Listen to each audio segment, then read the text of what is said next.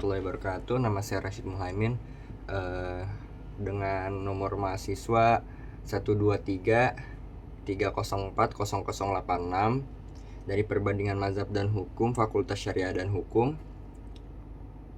Saya akan menyampaikan narasi dengan judul Perang Amerika Serikat dan Iran. Pernahkah kita benar-benar berhenti sejenak untuk berpikir di balik kecanggihan rudal hypersonik dan strategi perang yang memukau di layar berita? Siapa yang sebenarnya paling terluka? Apakah para pemimpin yang duduk di kursi ataukah mereka yang rumahnya hancur dalam hitungan detik? Konflik antara Amerika Serikat dan Iran bukan sekedar angka di bursa saham atau perebutan ladang minyak. Ini adalah strategi kemanusiaan yang sedang diuji di hadapan hukum internasional. Hari ini akan membedah apa sebenarnya terjadi di tahun 2026 dan mengapa dunia harus merasa khawatir. Jadi kronologi yaitu hubungan titik dingin antara Washington dan Tehran sebenarnya sudah berlangsung puluhan tahun, namun pada akhir Februari 2026 situasi meledak. Amerika Serikat bersama koalisi sekutunya atau NATO melancarkan serangan rudal masif yang menargetkan titik vital dalam wilayah Iran. Dunia tersentak, tapi Iran tidak tinggal diam hanya 1 jam saja. Setelah serangan pertama, Tehran membalas rudal balistik melintasi langit timur melintasi langit timur tengah. Sirine memperingatkan Israel, pangkalan Amerika Serikat di Qatar, Bahrain hingga Kuwait menjadi sasaran. Eskalasi ini melibatkan dari 10 negara secara langsung maupun tidak langsung, menciptakan krisis energi global dengan terancamnya Selat Hormuz.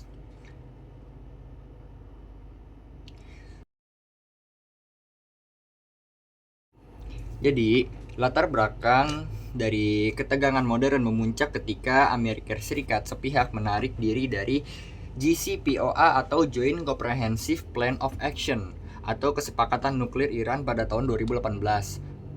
Perspektif hukum secara teknis, JCPOA bukanlah sekedar perjanjian internasional yang mengikat hukum formal melalui ratifikasi Senat di Amerika Serikat, melainkan komitmen politik. Namun tindakan Amerika Serikat dianggap mencederai prinsip Pacta Sunt Servanda, janji harus ditepati dalam diplomasi internasional. Pertama, prinsip distingsi atau pembedaan. Artinya kita harus membedakan antara kombatan dan warga sipil. Serangan hanya boleh untuk ditunjukkan ke target militer. Namun dalam konflik ini terdapat laporan serangan terhadap fasilitas sipil seperti sekolah yang menyebabkan banyak korban jiwa. Yang kedua, serangan tidak boleh berlebihan dibandingkan keuntungan militer. Proporsionalitas. Jika banyak warga sipil yang menjadi korban, maka bisa dianggap melanggar hukum. Ketiga, serangan harus benar-benar diperlakukan secara militer, bukan sekadar menunjukkan kekuatan. Keempat, melarang penderitaan yang tidak perlu terhadap manusia. Dalam konflik ini terdapat indikasi pelanggaran serius seperti serangan terhadap warga sipil dan infrastruktur dengan korban jiwa yang sangat besar, bahkan mencapai ribuan orang. Secara hukum, setiap bentrokan langsung antara militer Amerika Serikat dan militer Iran, termasuk Korps Garda Revolusi Islam atau IRGC, diklasifikasikan sebagai International Armed Conflict atau IAC. Hal ini dikarenakan keduanya adalah entitas negara yang berdaulat. Sebelum melihat bagaimana perang dilakukan, hukum internasional melihat legalitas dimulainya perang berdasarkan Piagam PBB.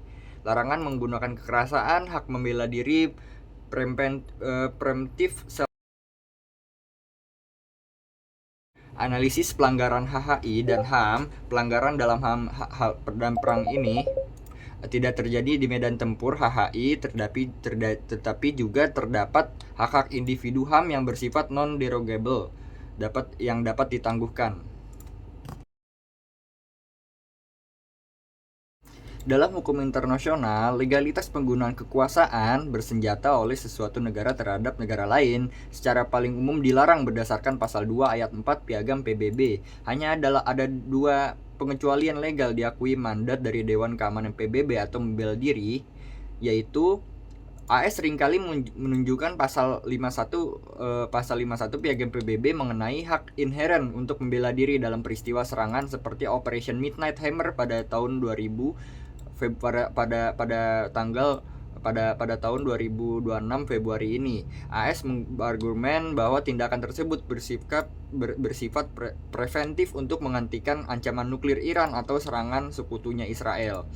Amerika Serikat juga sering menggunakan doktrin unwilling atau unable terhadap negara-negara yang dianggap melindungi kelompok milisi. Kritik hukum internasional, banyak pakar hukum internasional berpendapat bahwa serangan preventif, adanya serangan fisik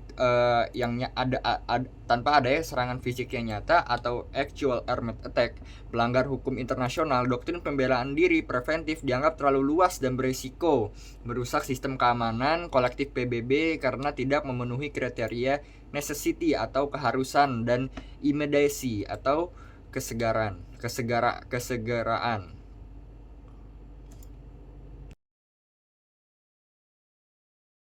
Mengenal teori responsibility to protect atau R2P adalah komitmen politik internasional yang disahkan pada World Summit 2005. Prinsip ini mengubah konsep kedaulatan hak istimewa menjadi hak tanggung jawab. R2P berfokus pada pencegahan 4 kejahatan massal, yaitu genosida, kejahatan perang, pembersihan etnis, dan kejahatan terhadap manusia. R2P berdiri di atas 3 pilar utama, yaitu pilar 1, negara memiliki tanggung jawab untuk melindungi penduduknya. Pilar 2, komunitas internasional bertanggung jawab membantu negara memenuhi kewajiban tersebut, dan pilar ketiga, suatu negara nyata-nyata gagal melindungi rakyatnya, komunitas internasional harus siap mengambil tindakan kolektif termasuk militer melalui Dewan Keamanan PBB. Dalam hubungan AS-Iran seringkali menggunakan teorika pelanggaran HAM berat yang dilakukan oleh pemerintah Iran